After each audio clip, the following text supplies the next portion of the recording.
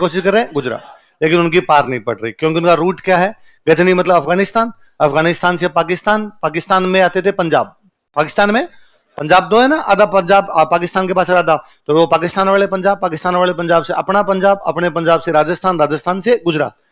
पर जैसे ही पंजाब से राजस्थान में घुसते आगे अजमेर आता, अजमेर में चौहान बैठे, चौहान उनकी पार पड़ने नहीं देते।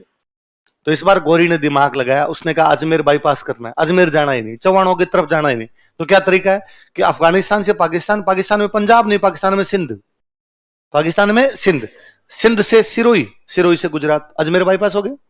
सिंध इधर इधर वाले पाकिस्तान में पड़ता है, इधर इधर निकल जाएंगे अपने, तो अपने को अजमेर की तरफ जाने की आवश्यकता नहीं।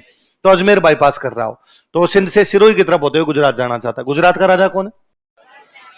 ये बच्चा है, तो इसकी मम्मी शासन संभाल रही है, नायिका देवी। क्या नाम है? ठीक वैसे जैसे कर्पूरी देवी संभालती है, ठीक वैसे जैसे क्रमावती संभालती है, पढ़ा था हमने। तो शासन कौन संभाल रही थी? नायिका देवी। किसकी माता है? मूलराज शकिनी थी कि अपनी सेना कम और गौरी की सेना ज्यादा, इसलिए अपने सीधे सीधे पार पड़ेगी नहीं। तो जब भी सेना दुश्मन की ज्यादा, लड़ने का तरीका पहाड़ अच्छे होते हैं, इसलिए कहा पहाड़ों में जाके लड़ना चाहिए। गुजरात की बाउंड्री अपने आबू से शुरू होती, तो उसको लगा अपने को आबू के पहाड़ों में लड़ना चाहिए। आबू के पहाड़ों में गांव, उस गांव का नाम क्या है? तो नायिका देवी अपनी सेना लेके कहां पर आ गई? काइंद्रा। वो यह भी जानती है कि अपने को आस पड़ोस के राजाओं से सहायता लेनी चाहिए। गुजरात के टच में लगते हैं पाली, जालोर, सिरोही। कौन कौन लगते हैं? तब पाली नहीं था, तब राज्य होता नाडोल। कौन सा था? नाडोल का राजा कौन है? कैलन। जालोर का राजा कीर्तिपाल। तब सिरोही नहीं था, आबू, आबू का राजा सारे इसके साथ। आगे बात समझो। नायिका देवी गौरी को ढंग से कूटती है, गौरी को हराती है। लिखो, इस युद्ध में नायिका देवी ने गौरी को हरा दिया था। फाइनली गौरी को समझ में आ गया कि इस रूट से भी अपनी पार पड़ेगी नहीं, तो वो दोबारा आता है पंजाब वाले रूट से और आगे बठिंडा पे कब्जा करता है। कहां कब्जा? अब की बार उसका दिमाग दूसरे प्रकार से काम कर रहा है।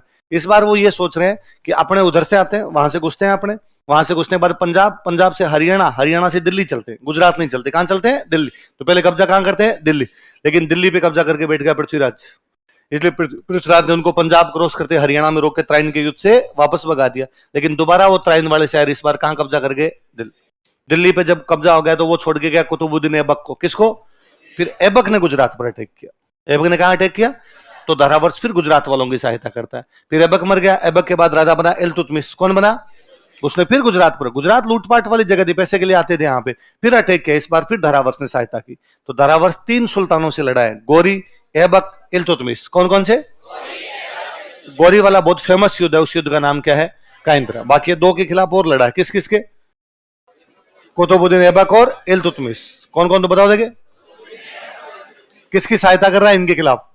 गुजरात की। किसकी सहायता कर रहा है? लिखो, कुतुबुद्दीन ऐबक तथा इल्तुतमिश के आक्रमणों के दौरान,